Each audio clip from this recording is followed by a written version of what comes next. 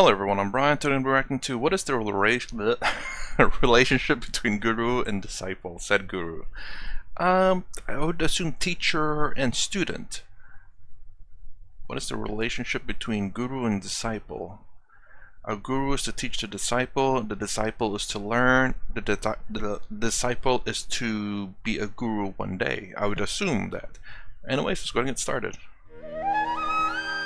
If I can speak today, hopefully. Hopefully it's not too much of a trouble for me to speak. Sadhguru, what is the exact nature of the relationship between any guru and his disciple? Is the guru an authoritarian, a parent, a friend? Authoritarian? I wouldn't say neither of those. Would it be a parent nor a friend? It's a teacher. That's my assumption. This is the corniest question you can ask.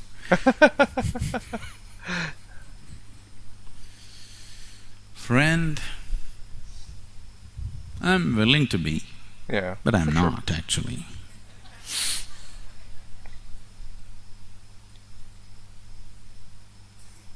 If I be your friend, it's good for me, but not at all good for you. Whoa. Why? Because a friend means what? Somebody who supports you in your limitations. Oh. Somebody who makes you feel comfortable.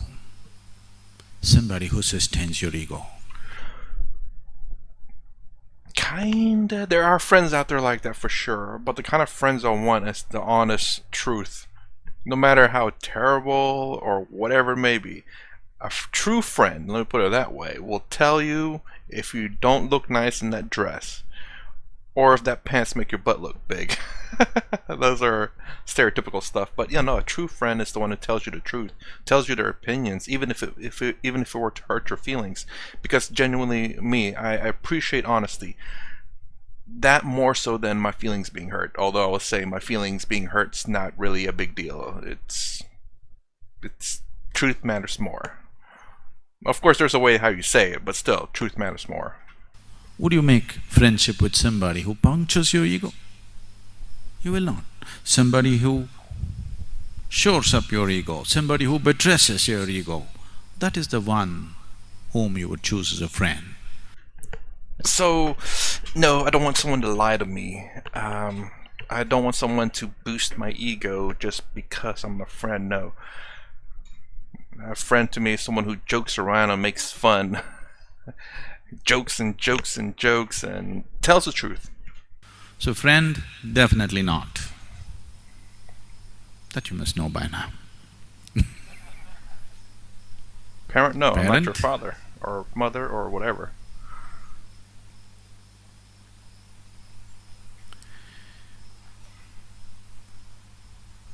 I have great regard and reverence for mine and yours, but but parenthood happened out of certain ignorance, out of certain compulsions. Most people didn't know what they were doing. True. Well, you know. You were 10, 12 years of age, you were just fine. You became 14, 15, 16. Your very innerts got poisoned with other kinds of chemicals. Suddenly you looked at this woman, all kinds of things happened. You looked at this man, all kinds of things happened. They were quite okay just last year. But now suddenly you look… Suddenly everything looks somehow. Somehow, from within you got poisoned in such a way that everything started looking… That's puberty? Is that what the poison's called? You will see, once this hormonal hijack is over, you look at everybody looks normal.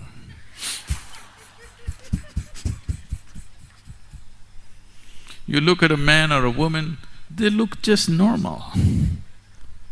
When this was on, you looked at them, they looked like fire.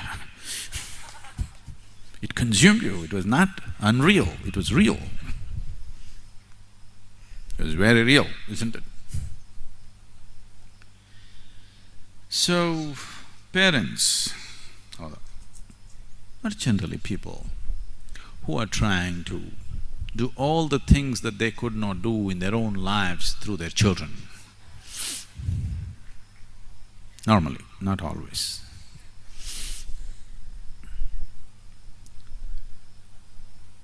Some of them are here, so… we keep seeing this. Our school teachers kept coming to me, people who are running the school come and tell me, we made it very clear to the parents, once you put your child into Isha Home School, we are not going to give you a marks card. We are not going to put up a marks card and say your child is better than somebody else's child. Everything is being done, a great amount of striving to see that the child flowers. Many things, very elaborate things are being done, which very few schools in the world can ever do. But slowly, they're okay, they know it's nice, children are developing well, they're physically, mentally, they seem to be much more mature than themselves, which is very threatening. But all that is fine. But when they go back for the vacation, the neighbor's children, they say, we got 92. What is your number? Our kids don't know what number they belong to. What number? We don't have numbers. So parents feel very diffident, my child doesn't have a better number. So they come back and they get worked up. And they come and say, no, this should happen, my child is not doing as well as he could. If my child goes to some other school, he would get 100 out of 100. Then I told them, next time somebody raises this, just tell the parents, first bring their marks cards. Marks cards. I was like, what is a marks cards? That's grades. They're… okay, I get it. I've heard marks cards, or they're marks. They don't call it… I have not heard it called marks cards. I've heard they're marks, as in like what letter grade they got. Okay. All the parents should bring their mark sheets. Let's see how much they got. What does that mean? We'll say it's just genetic. In the United States, well, at least where I'm at in the United States, it's more known as a report card. It reports what grades you have. I've heard in England called maybe your marks, and obviously it comes in a card, so marks card. And 92, it's like, what is that number for? 92? It's just an arbitrary number that kids thrown out there.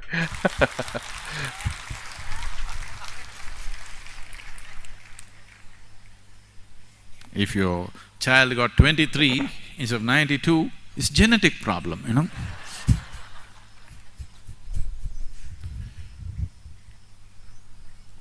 So, one or two parents, once you ask this question, the rumor spreads on, they're going to ask for your marks card. Don't ever ask about your children. So parent, definitely not. Authoritarian? I think I fit into that. Yeah, I figured it would say that.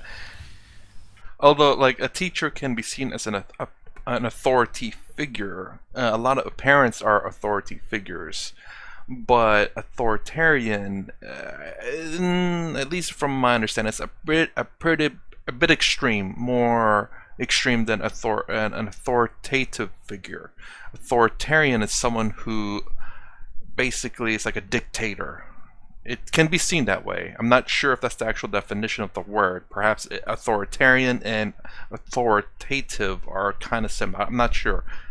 From, again, my understanding of what has been thrown around, authoritarian is a bad thing. It means someone who tells you what to do all the time. That's the reason why a teacher tells you what to do, but they cannot force you to do something. Authoritarian tells you what to do and forces you to do it, I think. Not sure in the definition, but that's how I've heard it being used. An authoritarian Oh, well, there you go. means… Oh, there you go. Sorry. usually you think authoritarian means a Hitler, a Stalin, or a Mussolini, or somebody else like that.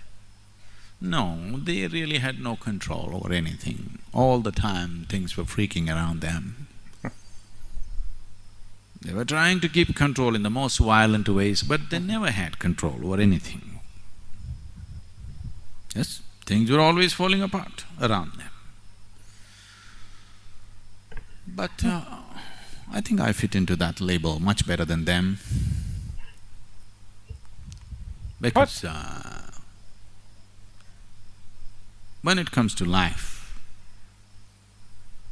it doesn't matter what you say, what you think, what you do, what I say will happen. When it comes to life, fundamental life. As authoritarian to yourself, So I am an perhaps. authoritarian because I don't listen to anybody. With simple things of life, even if a child speaks, I will listen with great respect. But when it comes to certain aspects of life, it doesn't matter who. If God comes, I will not listen to him because I know better than him. This sounds absolutely egoistic, It does sound like that. stupid, Mike Tyson? Mike Tyson-like. What? But what can I do? It's true. I would say this for sure. I think, well, hopefully he's going along those lines, that you should be an authoritarian to yourself. You must tell yourself what to do. You must have control over your body. Absolutely. Your emotions, your thoughts, your actions. You cannot let your emotions control you. You cannot let your thoughts control you. You cannot let your body control you. You must be an authoritarian in that sense. Absolutely. I never thought about it thinking about it that way, but yes. So when it comes to life, fundamental life, I am an absolute authoritarian. There's no question. There are no two ways about it. You quote the scripture to me, I will dismiss it. You bring your Pandit to me, I will dismiss him. You bring anybody to me. You wake Buddha up from his grave and bring him, I'll still dismiss him unless he agrees with me. So I am a total authoritarian when it comes to life. I think I fit into that label better than anything else. Is that okay with you? Oh, what?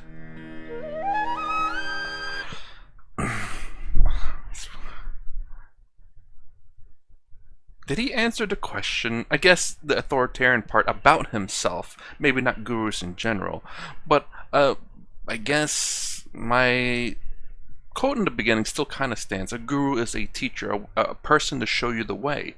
Is not necessarily a guidance, we could say.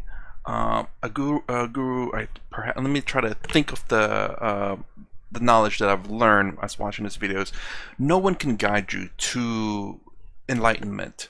They can teach you methods, they can teach you about different things, help you realize and help you on the path, but they cannot show you the path. That is what a guru does. And a disciple must learn, I guess, two things there.